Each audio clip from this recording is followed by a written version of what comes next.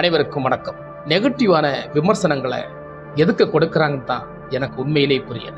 உண்மையிலே இந்தியன் 2 படம் ஒரு வரலாறு மிக்க ஒரு நல்ல ஒரு படத்தை தான் சங்கர் கொடுத்திருக்கிறார். இந்த நாட்டில் இப்ப உள்ள ஜெனரேஷன்ல மக்களுக்கு என்ன தேவை என்பதை மக்களுக்கு அழகாக அருமையாக சில விஷயங்களை பாடமாக அங்கும் இங்குமாக புரட்டி இருக்கிறார் சங்கர். நிச்சயம் இந்தியன் 3 இதற்கான பதிவுகளையும் இதற்கான பாடங்களையும் நிச்சயமாக அந்த படம் விளக்கும் என்பதை எந்தவித சந்தேகமும் இல்லை. ஆனால் நான் ஒன்றை மட்டும் சொல்கிறேன், இந்தியன் 2 பத்தி நீங்க நெகட்டிவான விமர்சனங்களை கொடுக்கிறீர்களே, அதனால் உங்களுக்கு என்ன கிடைக்க போகிறது என்பது எனக்கு தெரியல. ஆனால் அதனால் உங்களுக்கு கிடைக்க போறது என்ன? அதிகமான வீசை தேடுகிறீர்களா?